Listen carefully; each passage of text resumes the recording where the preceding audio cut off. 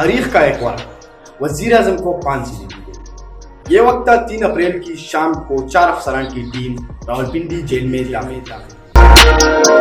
پاکستان کی تاریخ کا ایک باب ختم کرنے کے لیے۔ ذوالفقار علی بھٹو سابقہ ڈسٹرکٹ جیل راولپنڈی میں قید تھے اور بھوک ہڑتال پر تھے اور سپریم کورٹ نے ساری اپیلیں مسترد کر دی گئی۔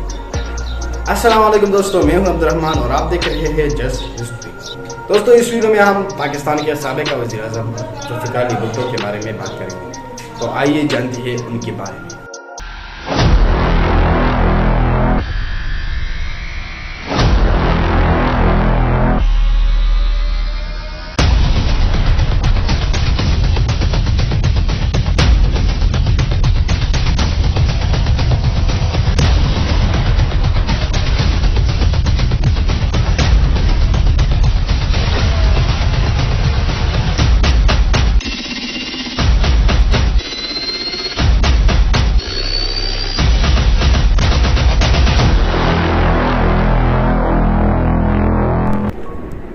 1973 کے اوائل میں قومی اسمبلی کے آئین کو منظور کرنے سے عین قبل 14 فضائی اور 21 فوجی افسران کو منتخب حکومت کا تختہ الٹنے کی سازش کے الزام میں گرفتار کیا گیا، انہیں پر مقدمہ چلایا گیا اور انہیں سزا سنائی گئی۔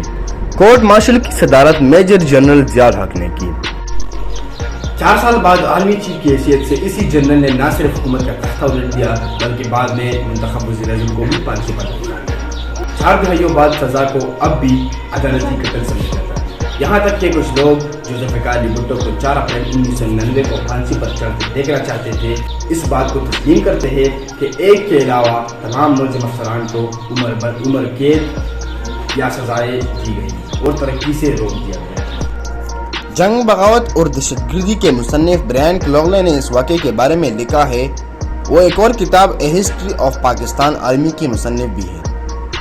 انہوں نے لکھا ہے کہ یہ کیس آئین میں آرٹیکل 6 کو شامل کرنے کا باعث بن سکتا ہے، جس نے پارلیمنٹ کو غداری کے مرتکب پائے جانے والوں کو سزا کے لیے قانون منظور کرنے کا اختیار دیا ہے۔ ذوالفقار علی بھٹو نے ملک کے پہلے سولن مارشل لا ایڈمنسٹریٹر کی حیثیت سے حلف اٹھانے کے بعد کسی آئین یا آئینی اختیار کی عدم موجودگی میں فوج میں کچھ سختیاں تبدیل کی اور اس وقت کے army chief general Yahya Khan سمیت کئی جنرلوں کو برطرف کر دیا۔ کچھ ہی عرصے میں انہوں نے جنرل گل حسین کو بھی تبدیل کر دیا، جو دفتر میں ان کی تقرری تھی، اور ان کی جگہ جنرل ٹکا خان کو تعینات کر دیا۔ جب خان ریٹائر ہوئے تو ان کی جگہ جنرل ضیاء الحق بنے، جنہوں نے کم از کم 6 جنرلوں کو پیچھے چھوڑ دیا۔ بھٹو نے شاید یہ استدلال کیا ہوگا کہ 1973 کی سازش میں ملوث افسران کو سزا دینے والا جنرل حکومت کا وفادار رہے گا۔ بھٹو کے قریبی لوگوں میں سے کچھ نے انہیں خبردار کیا کہ جو بھی وزیر اعظم کے بہت قریب ہونے کی کوشش کرتا ہے، جیسا کہ ضیاء نے کیا، خطرناک ہو سکتا ہے۔ بھٹو کی 4 سالہ مدت میں ان کی بہت سی پالیسیوں پر کوئی ان سے اختلاف کر سکتا ہے، لیکن ان سے انکار نہیں کیا جا سکتا۔ وہ اس وقت پاکستان کے سب سے مقبول سیاستدان تھے اور اسٹیبلشمنٹ کو چیلنج کر سکتے تھے۔ دسمبر 1971 میں اقتدار سنبھالنے کے بعد ہفتوں اور مہینوں کے اندر اس کے فیصلے اور اقدامات اس شخص کے بارے میں بہت کچھ بتاتے ہیں۔ اس کے اقدامات اس وجہ سے ہو سکتے ہیں کہ فوج اور فضائیہ کے کچھ افسران نے اس کی حکومت کا تختہ الٹنے کی کوشش کی، تاہم مسلح افواج نے اس کوشش کو ناکام بنا دیا۔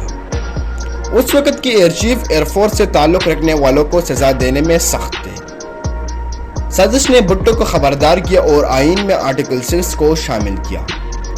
جنرل ضیاء بھٹو کے قریب آئے اور آخرکار فوج میں اعلیٰ مقام حاصل کرنے میں کامیاب ہو گئے۔ ضیاء نے اپنی طرف سے محسوس کیا کہ اس کا باس جس نے آئین میں آرٹیکل 6 شامل کیا تھا، وہ بھی سزا کا نفاذ کر سکتا ہے۔ بس یہی ایک وجہ تھی کہ اس نے 3 اپریل 1969 کو اپنے ڈیتھ وارنٹ پر دستخط کیے، جس کے نتیجے میں ذوالفقار علی بھٹو کو بھی پھانسی دی گئی۔ اس سے قبل ضیاء 5 جولائی 1977 کو اقتدار سنبھالنے کے بعد بھٹو کی مقبولیت کو جانچنا چاہتے تھے۔ انہوں نے آپریشن فیئر پلے کے تحت 90 دن کے اندر عام انتخابات کرانے کا اعلان کیا تھا، تاہم یہ جلد ہی عیاں ہو گیا کہ ضیاء نے پی این اے کی طاقت کا غلط اندازہ لگایا تھا، جو جلد ہی فوجی حکومت میں شامل ہونے پر تقسیم ہو گئی۔ وہ بھٹو کو پھانسی نہ دیتے اگر اپوزیشن کو ان کی کمان میں انتخابات جیتنے کا کوئی موقع مل جاتا۔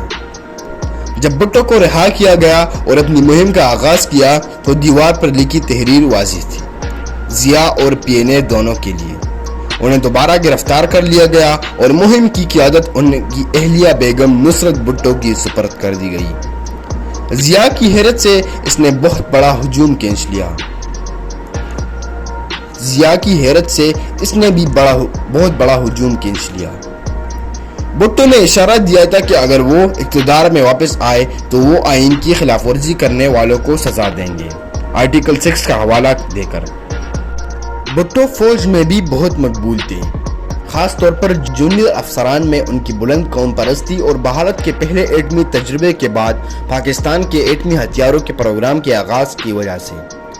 چنانچہ جب جنرل ضیاء نے مارشل لا لگایا تو انہوں نے فوری طور پر انتخابات کا اعلان کرتے ہوئے کہا کہ فوج منتخب حکومت کو اقتدار سونپنے کے بعد بیرکوں میں واپس آ جائے گی۔ ان کا اقدام عاصمہ جیلانی کیس میں سپریم کورٹ کے فیصلے کی بھی صریح خلاف ورزی تھی، جس نے مارشل لا کو غیر آئینی قرار دیا تھا۔ انٹیلیجنس رپورٹس نے پی پی پی کی بھاری اکثریت سے جیت اور بھٹو کی اقتدار میں واپسی کا مشورہ دیا۔ ضیاء نے دائیں بازو کی پریس اور ناکارہ نیشنل عوامی پارٹی کے رہنماؤں کا استعمال کیا، جنہیں بھٹو نے سلاخوں کے پیچھے ڈال دیا تھا۔ پہلے احتساب پھر انتخاب، پہلے احتساب پھر الیکشن کے نعرے کو خان عبدالولی خان مرحوم جیسے بزرگ رہنماؤں کی حمایت حاصل تھی۔ ڈی فیکٹو حکمرانوں کی غیر آئینی اقدامات کو بچانے میں عدلیہ کا کردار 1958 سے 2002 تک یکساں رہا۔